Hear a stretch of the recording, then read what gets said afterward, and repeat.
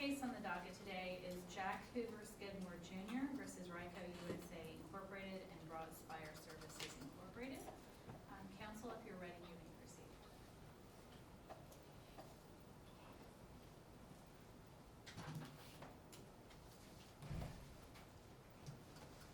May it please the court? I'd like to reserve 5 minutes for rebuttal, please. So noted. My name is Nicolette Sambus, and I represent the appellant in this matter, Mr. Skidmore. Now, this is an interesting case with regards to the JCC's granting of a motion for summary final order. So, it's pretty clear, the case law with regards to the standard of review for a motion for summary final order being de novo. This is a case where the judge improperly granted the EC's motion, which was dismissing the claimant's petition for benefits, seeking authorization of his selection of a one-time change in physicians. There are 2 points on appeal, or 2 issues that I think are relevant to this appeal, each of which require reversal independent of each other.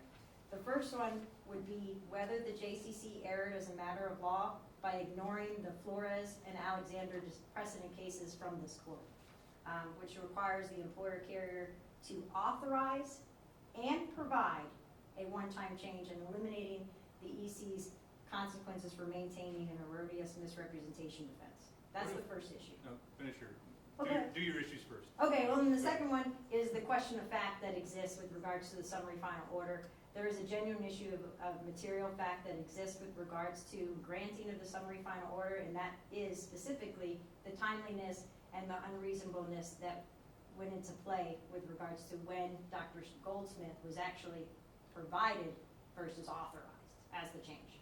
Your Honor? What if Flores is wrong? Just put us, let's pretend that there is no Flores. Does your client lose, at least on the first issue? No. Well, I guess it would be on the second issue too.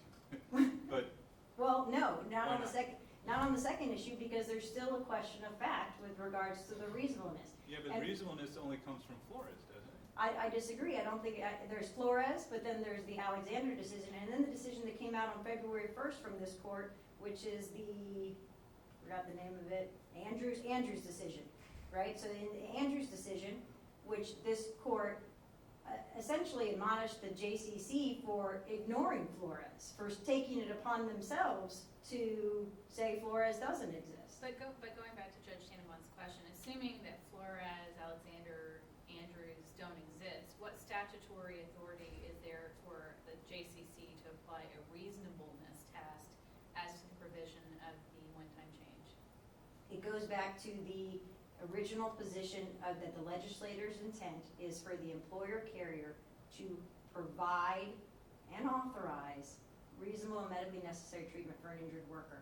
But on Throughout the timeliness, I mean, and let's recognize, I mean, the statute itself on terms of the authorization is very clear, 5 days. And then when we get to provision, there's no time reference, and there's also no reasonableness that is applicable. So are you suggesting that the reasonable provision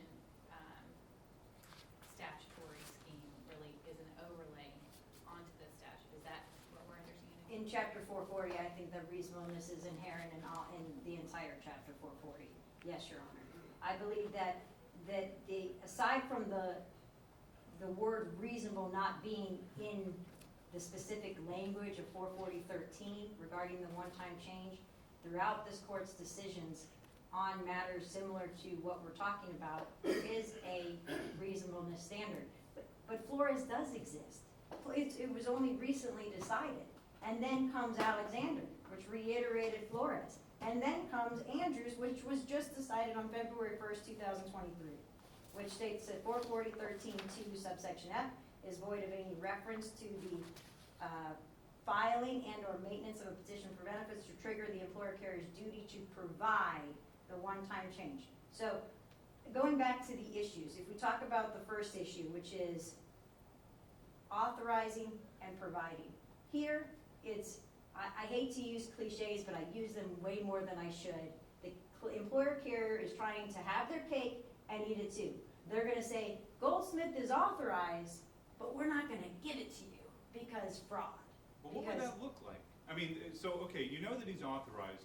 is your client not able to then call Goldsmith and say, hey, I would like to make an appointment and come in and see you? No, he couldn't, Why because, not? because they were raising fraud as a misrepresentation defense. They were denying all care. It wasn't that the claimant had the ability to contact Goldsmith. They were saying that we're gonna tell you Goldsmith's authorized, but because that we're still trying to succeed on this misrepresentation defense that was pending before this court at the time, we're still not gonna provide it for you. But wasn't that in connection with site care? Yes, Right, so, and they did not seek, as far as I know, they did not seek to modify the previous order after they stipulated compensability. right. And there's some medical benefits that have been authorized and provided, right, under previous, after the stipulation? Is that right? Yes, but then they terminated all benefits because they raised the misrepresentation defense. They suspended all benefits. The claimant, that's the issue And with where's this. that PFB? Where is that PFB? Yeah, I mean, so, I mean, they terminated all benefits, but I don't see that you were challenging that so in the previous PFB, with respect to site benefits that went up on appeal here, they were asserting misrepresentation in connection with that. Where is the other litigation or the work comp proceeding where that's being challenged? Those were the subsequent petitions that were filed while the employer carrier had filed their notice of appeal. There were 4 petitions for benefits that were filed. One was seeking authorization of the one-time change, and then we filed another petition seeking authorization of a specific doctor for the one-time change, and then there was reimbursement of medical expenses that had been obtained by the claimant essentially under the self-help. So all of that has not been litigated because the employer carrier appealed the decision of the JCC, which awarded site care, denied the misrepresentation defense. Then they didn't provide the claimant any benefits. This is a case where the injured worker had a date of accident of February 28, 2009, a ruptured quadricep. This isn't a minimal toe injury. It's not a minor injury. He had a significant injury. The employer carrier did not provide any medical treatment for a Counsel, significant. let me interject a question. Yes. If they had succeeded in their fraud defense, it would have been a complete bar to all benefits, Yes, correct? All 4 PFBs would have been gone. That's right. So what if they had provided the doctor while the appeal on the fraud defense was pending, and then had won that appeal? What's their remedy? Do they get that money back? I mean. Well, they didn't, that's a calculated risk. That's the issue here, is that when an employer carrier raises a misrepresentation defense, or any type of defense that's a complete bar or attempt to negate benefits to the injured worker, they're running the risk. They're running the risk of exposure for it reverting back to the claimant proceeding, or to the claimant winning, or for them prevailing. So it's a calculation of risk, in my opinion, as to when an employer carrier is going to take that roll of the dice. They can't essentially say, we're not gonna provide you benefits, but you don't get to ask for anything either, because we're still trying to obtain what our defense was in the first place. See, and that gets back, I mean, that's what Judge Kelsey did a better job asking tonight. But that's where I was headed too. What I don't understand, the reason I asked about the other PFBs and whether your client could go to see Goldsmith, and you say no because they've now pulled everything. But if they pulled everything, then there's not a course of treatment at the time, which means there's not a basis to ask for a one-time change in the first place, which doesn't then, that undercut your claim for, this PFB that we're dealing with in this appeal. Your Honor, I believe that the precedent case law on this matter is clear. There has to be a compensable industrial accident, and then the subsequent decisions from the employer carrier to either raise no longer reasonable, medically necessary, major contributing cause, misrepresentation defense. All of that is their defense, their affirmative defenses, but it does not negate the claimant's absolute right to a one-time change in physicians. The claimant had an absolute right to his change in physicians here, and when he asked for it, they said, Goldsmith is authorized, but we're not gonna provide it. But it's change in physician, what's changed if they've pulled all medical benefits? He had a treating doctor. Not anymore. You said that he can't go to a medical doctor anymore under treatment because the employer's pulled all benefits. Well, this is the same analysis like in Flores. In Flores, they appointed a doctor later on, but the claimant could no longer go to the original doctor and couldn't go to the new doctor because the new doctor hadn't actually been contacted for 56 days. It's a situation where the claimant had a treating provider. The name of the provider is escaping me at the moment. Campione? Yes, thank you. Dr. Campione was the authorized treating doctor. He had an established treatment. It's not like he never went to Campione. The decisions previously indicated that the claimant has to go to the doctor right first before he can ask for a change. The claimant had seen Dr. Campione. Dr. Campione was no longer providing paid care because the employer carrier took the scissors, terminated it for an affirmative defense that was unsuccessful. The basis of their misrepresentation defense was, I didn't agree with it in the first place, but it was affirmed by this court.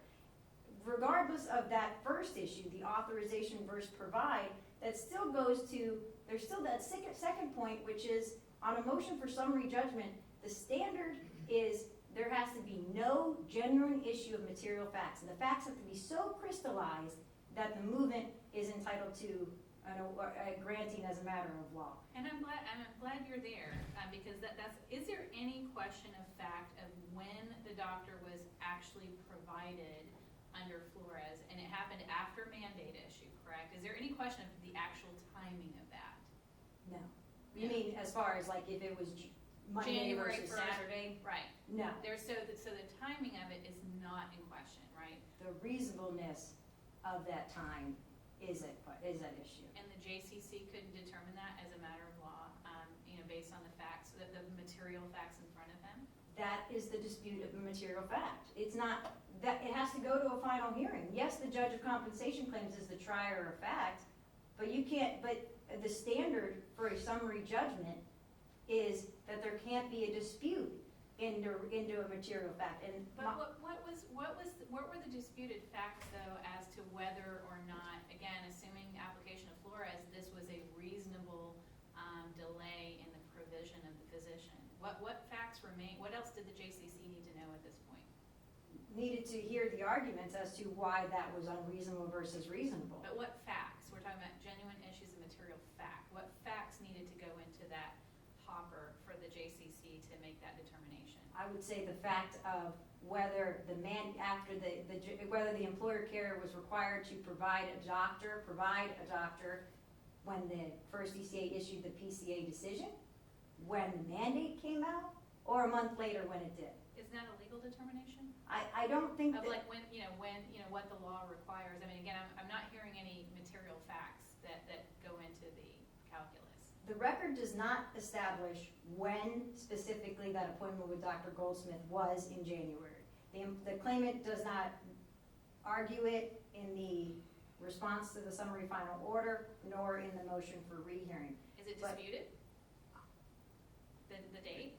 Yeah, what evidence did your client put into evidence to put in dispute the question of reasonableness such that the JCC overlooked that and made a legal determination, I guess, on what you say is a disputed fact that he needs witnesses to come testify to?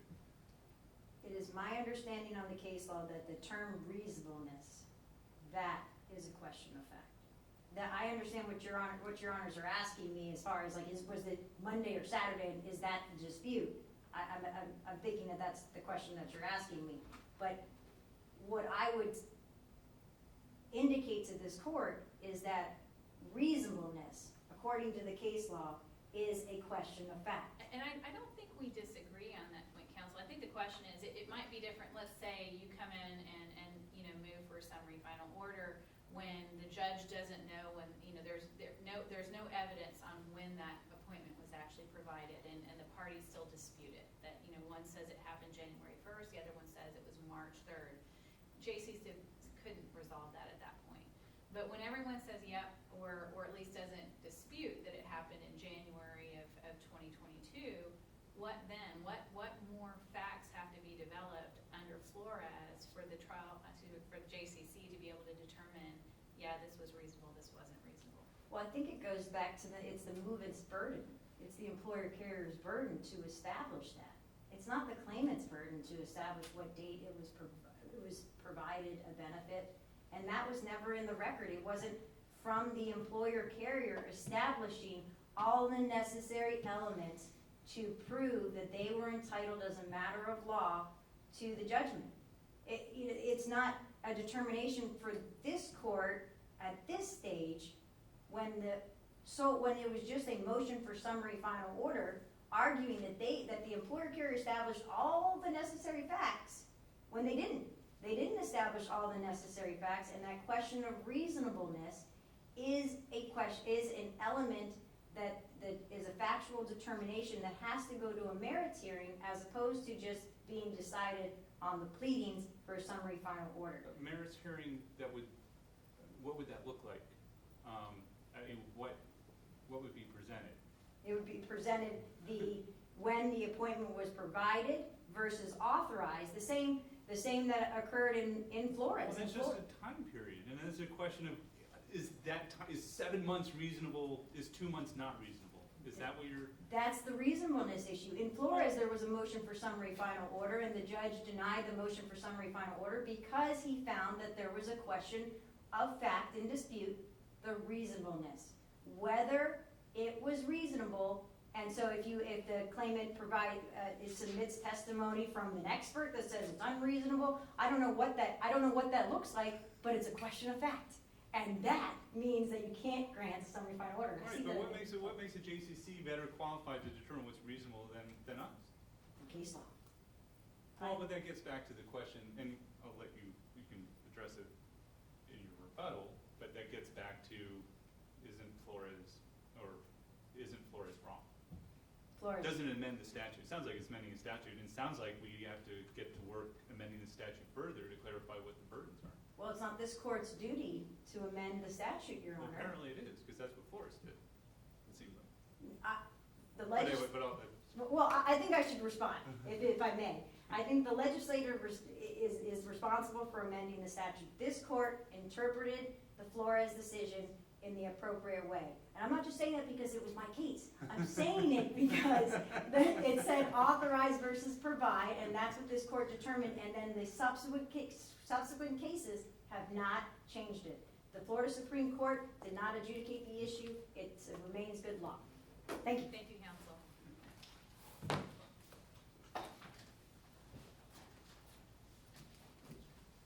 May it please the court, Jessica Connor on behalf of the appellee, the employer carrier, Rico USA Inc. and Broadspire Services Inc. There are two issues before this court. The first is a purely legal question, which was whether the EC properly refrained from scheduling the appointment with the one-time change physician during the court-ordered stay of all proceedings pending the resolution of the prior appeal. And this is the only issue that's been preserved for review in this court. The second issue has not been preserved for review in this court, which is whether after the stay was lifted pursuant to the issuance of the mandate from this court in the prior appeal, whether the EC reasonably scheduled the appointment after the stay was lifted. That is an issue that was not preserved. As to the first issue, which was a clear question of law for the JCC to resolve at the hearing on the motion for final summary order, there were absolutely no disputed issues of fact. It was undisputed that the EC denied the one-time change because of the fraud defense that was currently pending on appeal. It was undisputed that a stay had been entered in order for the EC to maintain that defense. can you remind me, what did the EC say specifically to deny the one-time change? It was a denial based on fraud. So was it a separate, so there's the email appointing Goldsmith.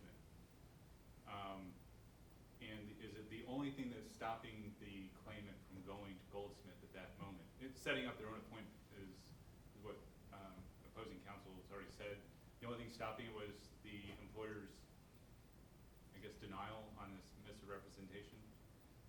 Well, presumably the claimant could have gone, they'd wanted, and then And what would have, sought reimbursement later potentially, I suppose, but it was in denial. It wouldn't have been authorized.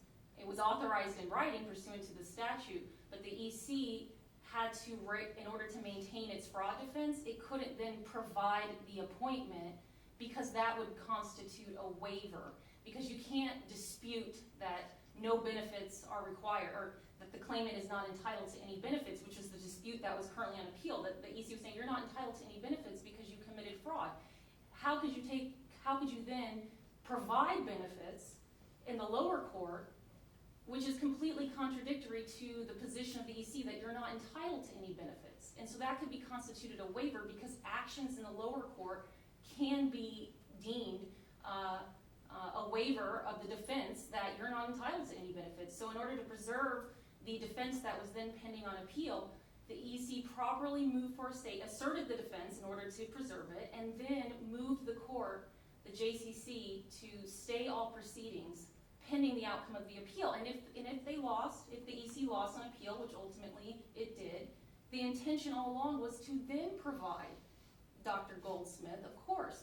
But when the proceedings were frozen in time, basically, by the stay, which is the point of the stay is entered to protect the appellant's rights. There would be no point to proceeding on appeal to dispute the provision of benefits if you're just going to voluntarily provide them. So the stay was entered. The entire purpose of the stay was to maintain the status quo, preserve the right to dispute the claimant's entitlement to benefits because of fraud, and protect the appellate remedies that they might get if they prevail. So that was the purpose of the stay. Was the, What was the claimant's position on the motion to stay?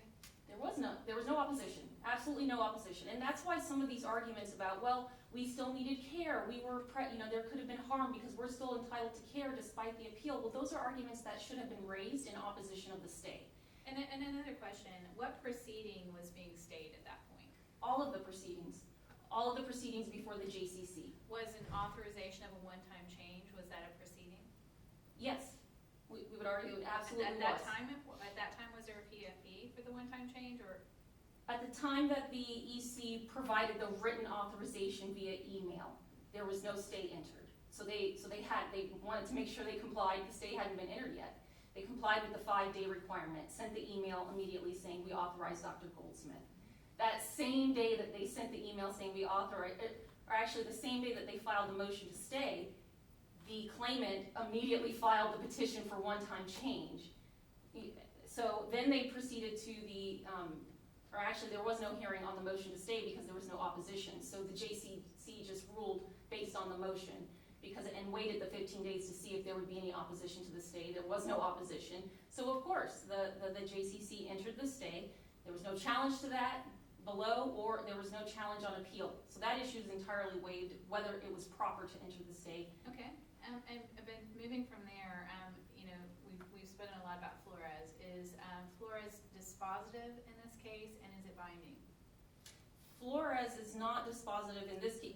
Flores is completely distinguishable because Flores might be on point if in that case, like this case, there had been a stay and a defense of fraud. But in Flores, what happened was the employer completely did not dispute entitlement to benefits. The employer said, yes, you are entitled to this one-time change. We authorize this doctor, and we fully intend to provide you an appointment, and then for some inexplicable reason, didn't provide it for 56 days, just sat on their hands. They didn't assert any defenses. None were raised. It made no sense in Flores why you would wait 56 days to provide the doctor when you're not disputing it at all. There's no appeal. There's no stay. In our case, it's completely different because there was a dispute to all benefits based on the fraud defense, and there was, on top of that, a pending appeal on that defense, and on top of that, a stay was entered. So Flores is inapplicable here. It's a completely different set of circumstances. In this situation, the EC acted entirely properly by maintaining its defense that was pending on appeal in order to protect its rights in the event that it prevailed. Well, but just to finish that thought, I mean, and doesn't it have to apply? Because if Flores doesn't apply, wouldn't you agree that the EC discharged its duty under the one-time change statute just by naming the doctor? There would be no dispute. Correct. Absolutely, Flores applies to the extent that you have to authorize and provide. Yes. Right, so there would be no dispute in the lower tribunal or here unless Flores applies. I'm trying to make sure I know I'm understand saying your a lot of question. negatives. Flores has to to apply for there to be a dispute about whether the doctor was provided rather than authorized. I'm not Or sure. let's Before- say verified. I would say the JCC could still look at the elements that were in play in Flores and apply Flores to the extent the provision of the actual appointment, it has to be reasonable, it has to be done in a reasonable manner, But that's, in a reasonable manner. what if Flores is wrong? If Flores And is, we choose not to follow Flores, well, if, and we just apply the statute as it's been written. well, the statute doesn't have any time frame, and it doesn't Exactly. use the word reasonable. It just Um, says authorized, which It it just sounds says like your client authorized. did. Exactly, the employer did authorize and complied to that extent. And on top of that, it did provide. It ultimately did provide the appointment. It Well, just, assuming that provide is synonymous with or, let me ask you, if I may. So, with respect to Campione, was the carrier making the appointments for Campione on behalf of the claimant? Campione was before the fraud defense was Right, raised. right. So, So- one, she was just getting a course of treatment with Campione. Was the Yes. carrier making the appointments for her? I'm not sure the answer to that question. I'm assuming that Campione was authorized because the employer did stipulate to compensability at Sure. that time. And he's And authorized. so I assume Was that it- that was authorized and they were treating and paying for. Right, was she Dr. not free to Campione then contact Dr. Campione herself? Or Dr. Goldsmith? I'm sorry? Or do you No, mean- was the claimant not free to contact Dr. Campione and set up an appointment once after, as part of the course of treatment? She was seeking a one-time change from him. Oh. Back up, just not talking about Goldsmith, just talk about her original course of treatment before she asked for a one-time change, before you asserted a fraud defense.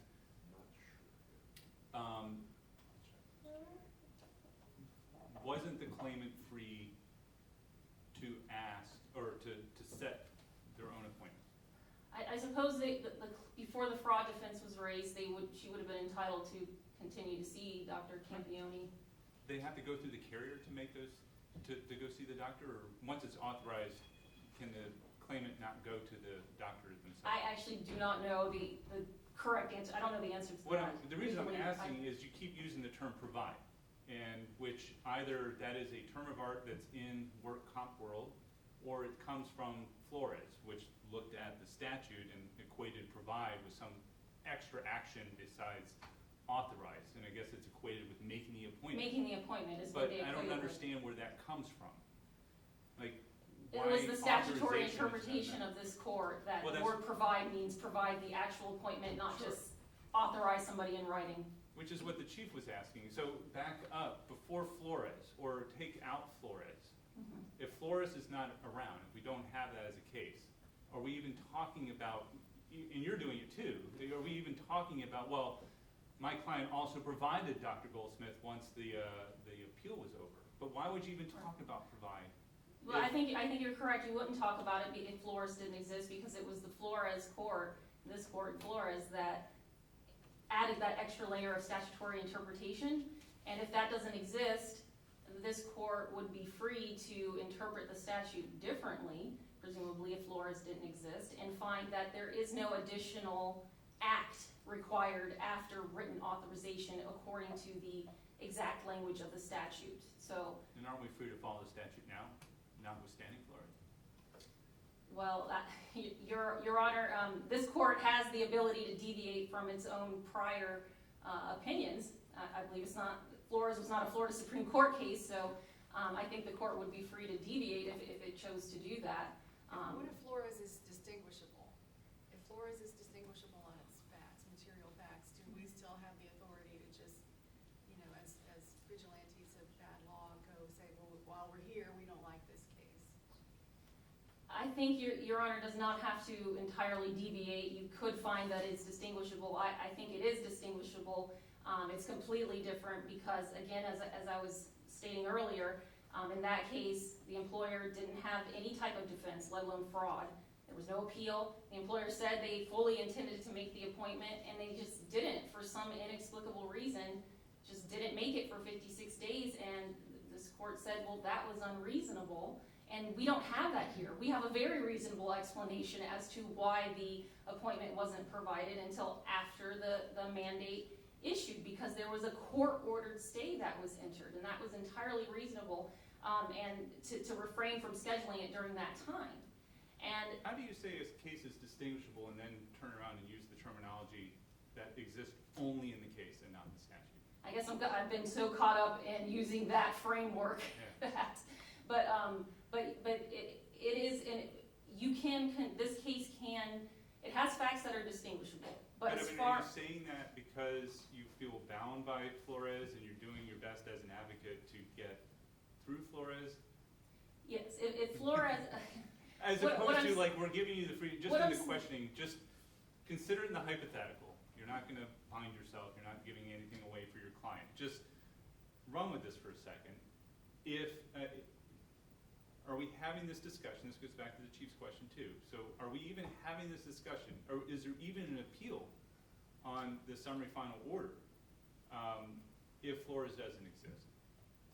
probably not. So how is Flores distinguishable? Isn't, I'm only saying if isn't it- Flores does apply, yeah, and the outcome of that case was the EC acted unreasonably in providing the appointment under the facts of those cases. Yeah. So if Flores applies, the standard that's set forth, you have to provide the appointment within a reasonable time frame. If that standard applies, the reason why it would be reasonable in my case, in our case, is because the facts are different. We were reasonable, the EC in Flores was unreasonable because they didn't assert any defenses, they didn't obtain a stay of the proceedings, they just sat around for 56 days and didn't schedule the appointment. And that's not what happened here, if we are applying the Flores framework that you must provide in addition to authorize. Yeah, and if we do apply Flores, let's look at, taking aside your preservation argument you've made on the second point, assuming that the argument is preserved, are there any genuine issues of material fact in dispute regarding reasonableness that would preclude the JCC from entering this summary final order? Absolutely no disputed issues of fact were identified by the claimant below. Using the phrase, the boilerplate vague statement that disputed issues of fact exist is not sufficient. You have to tell the JCC specifically what are the alleged disputed issues of fact. Using that phrase, those magic words, doesn't tell the JCC. And there was no burden on the JCC to sift through the record to try to guess at what disputed issues of fact might remain. They never argued that there was an unreasonable delay between the time of the issuance of the mandate and the lifting of the stay and the actual provision. They did not argue that at the hearing on the motion for final summary order. In fact, they made a strange argument repeatedly at the hearing that, quote, this is what counsel argued at the hearing, claimant's counsel, that simply putting on a piece of paper, we select this doctor and doing nothing else does not qualify as authorizing a one-time change. So they said they claimed all the EC did was the authorization and did nothing else. They wouldn't even acknowledge that the appointment was eventually provided, let alone argue that it was provided untimely after the issuance of the mandate. They just kept arguing you were required or that your assertion of the fraud defense nullified the prior written authorization. That was a legal argument that the claimant's counsel was making, that one act of the EC nullified another act. There was never any disputed issues of fact pointed out by the Doesn't the claimant. reasonableness standard then put us in a position, taking Flores for what it is, and it talks about reasonableness, doesn't it put us in a position of having to review every set of circumstances? And so in your case, look, we did more than just make the appointment, and then cut off the benefits until the appeal was done. But look, as soon as the appeal was over, we made the appointment. And so then you're asking us to say, okay, that operating procedure is reasonable. That makes sense. But if it were something else, let's say you did something a little bit different and the timeline was a little bit different, well, then we have to comment, well, that doesn't sound as reasonable. Isn't this, it's a never ending, it'll be every appeal we're gonna be in infinitum having to comment on what's reasonable or not reasonable. Isn't that the scenario? And every summary final order, so you're going to go into court, not you, but an employer's going to go into court in other circumstances. They're going to go to the JCC first and say, this is what we did. make a determination that this was reasonable. JCC is gonna say it is or is not, and then it's gonna come up on appeal, and then we're gonna look at it. Now, assuming there are not witnesses on both sides, testifying, well, no, this happened and this happened, and you have to make a credibility determination, aren't we gonna be making that same determination and have to comment in every single case, whether something is reasonable or not? If there were disputed issues of fact, this witness says this No, date there's was- not. Assume there's not. If there's no disputed issues of fact, then the JCC absolutely can determine reasonableness as a matter of law. If Which the means that facts are we can- crystallized, Which means that then we can comment on whether it's reasonable as a matter of law on appeal, right? well, you would have de novo review to determine whether that was a correct legal conclusion. So then ultimately the question here, maybe, or in the alternative, is was your scenario, what you did, reasonable as a matter of law? And in this case, that has to be found because it was never, there were no disputed issues of fact found, or raised, I should say, by the claimant. There were no disputed issues. And the argument that there were disputed issues of fact regarding the reasonableness of the timing of the provision of the appointment was not raised until rehearing. So it was waived. The JCC didn't even have an opportunity before entry of final order to consider, is there some sort of dispute over reasonableness? It wasn't raised. But as a legal matter, when entering the order, the JCC did determine that this was reasonable. Yes. Right. And then it comes to us, and the question is, so your opposing counsel disagrees, thinks it's unreasonable, and we have to make a determination as a matter of law on these facts, undisputed as they are, whether it was reasonable. And I think it's a very easy determination for the court to make as to reasonableness, because the only issue is whether it was the EC was required to make the appointment during the stay. And that's just a legal determination, what the effect of the stay was. Because nobody argued, the claimant did not argue before final order was entered that there was any type of question. It was undisputed that it was the EC acted reasonably once the stay was lifted. That was not disputed at all. This court doesn't even need to reach that question. It's just a strict legal question. Was it reasonable, was it proper for the EC not to provide the appointment during the stay? Because any other question as to reasonableness was waived. It wasn't until rehearing that the claimant made the specific argument that once the stay was lifted, the EC dragged their feet and should have provided it sooner than January after the December mandate. That was raised on rehearing, and it's well established that no judge has to consider an issue made for the very first time on rehearing unless you show an excuse as to why you didn't present that argument in the first instance before final order or final judgment is entered. And there's been no argument in the initial brief that there is I see my time has expired. You may finish your thought. There was no argument in the initial brief that the JCC erred by failing to consider an argument raised for the very first time on rehearing. So it's been waived on appeal as well. You have to show exigent circumstances as to why the JCC should have considered that argument for the first time on rehearing. It was never argued in the initial brief. For those reasons, we would request that the final order below be affirmed. Thank you very much. Thank you, counsel. I'll ask the clerk to add a minute to the appellant time, please.